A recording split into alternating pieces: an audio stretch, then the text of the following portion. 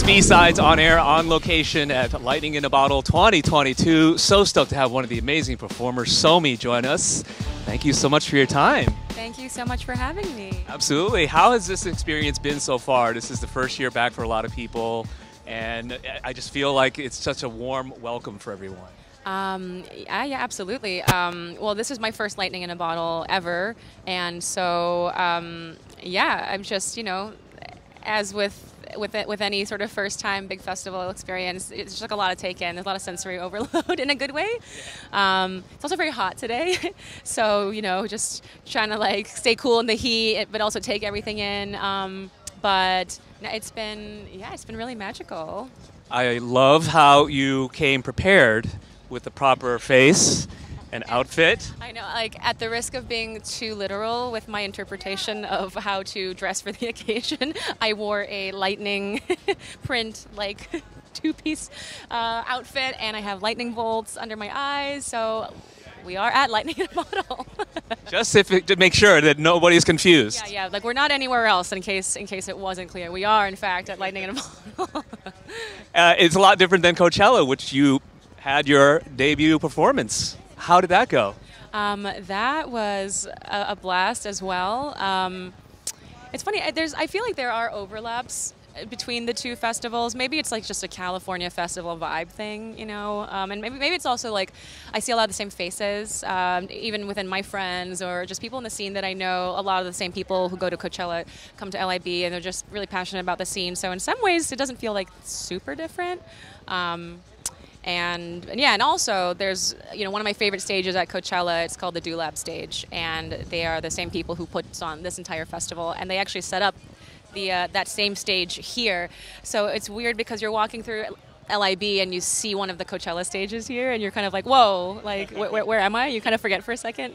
Yeah. It's like deja vu. Like, did I just step into a time warp? Yeah, like, am I at Coachella? Did I enter a portal? Like, right. And at LIB, it feels like that could happen. You know, like any sort of otherworldly experience might happen out here. So I can imagine as a performer, it's a lot of in and out, and you're like you just said, you're like walking into a time warp, and you're like, didn't I just do this? But right. Was there anything in particular that you noticed that is unique about Lightning in a Bottle thus far?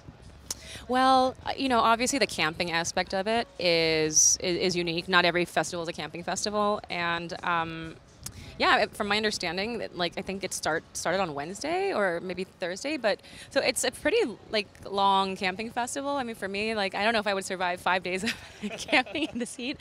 So I think that makes it really unique because everyone's out here to really take in the experience, I think. And I mean, people are like living here for 5 days, so it doesn't feel like as in and out. When you can just tell that people have like sort of literally set up camp with the intention of just like really taking everything in here. So there's this kind of like relaxed vibe that I think maybe is not always the case at some of these other festivals where there's a lot more like running around. It's a bit hectic. Here I'm walking around and everyone's it's so leisurely, and I think people are just like, well, if not today, if I don't get everything done that I want to get today, I have 3 more days of, you know, living here. So I'll get to that tomorrow, you know. Yeah. It's definitely a more chill vibe. Yeah. There's an ethos, I think, that's more spiritually grounding. Yes, I would say that's a good point. You bring that up. I feel like that's also, you know, kind of special to this festival, the kind of wellness and spirituality aspect of it. So, yeah.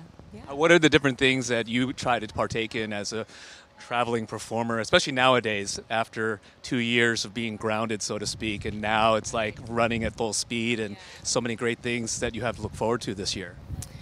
So the question was, how do I... Well, in terms of wellness, right? As a performer, how have you been able to maintain, right?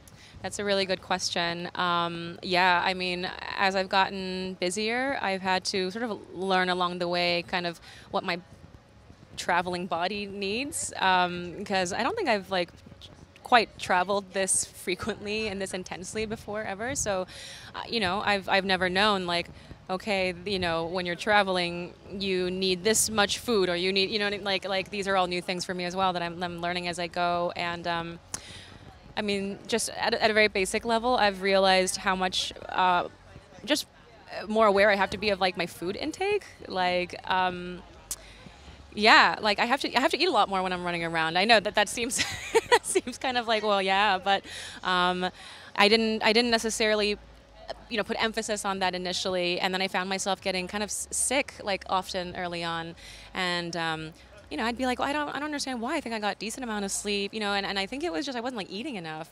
So there's that, and I've become much more conscious of like making sure I stay hydrated and also like drink a lot of like juices, especially like after I come back from the road. It's like I pump myself up with ginger shot, with ginger shots, with green juices, and like. Yeah, it's literally you are what you eat, so you're very conscious of that. And then finally, I mentioned sleep before.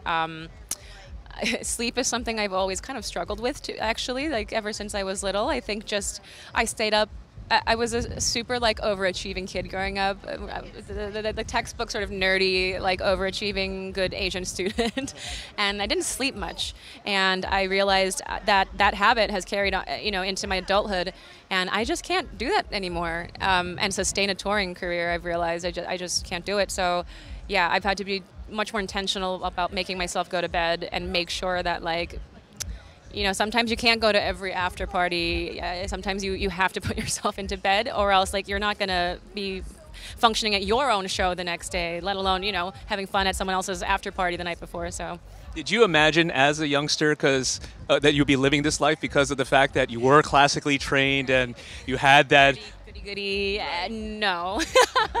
No, and my parents certainly did not envision this for me. I mean, at most, when I was younger, I dreamed of maybe being actually like a Broadway performer. That's kind of like what I was into growing up was musical theater and acting, and so I think at most I dreamed of or fantasized about maybe being a Broadway actor or something. But I did not quite picture myself working directly as I guess sort of like in nightlife and being a nightlife performer.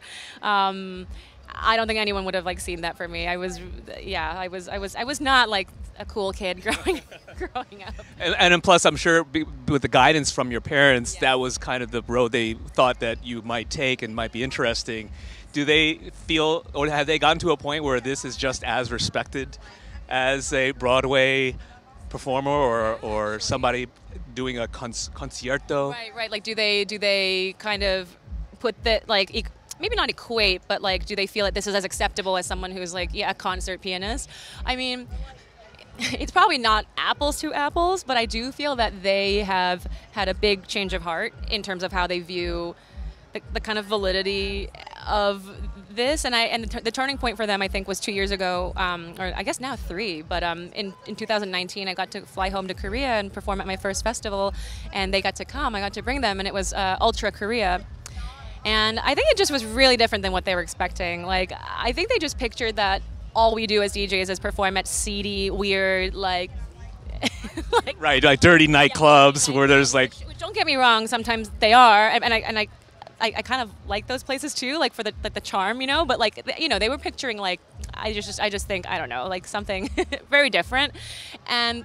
I brought them to this daytime festival, and it's very wholesome actually, and the production's incredible, and they were just wowed. I think they were like, "Oh, I think we had the wrong idea about this," and so I could tell, like from that day on, like the whole attitude shifted in them, and the way that they would ask me about my work went from like sort of being in denial about it to like more active.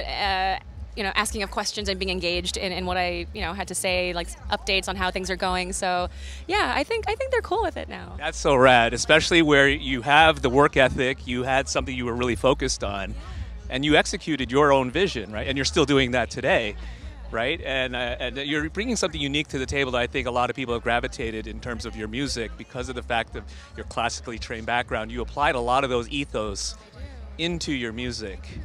Is there anything specific or something that I think that someone could understand with regards to how that translates from one to another in terms of genre?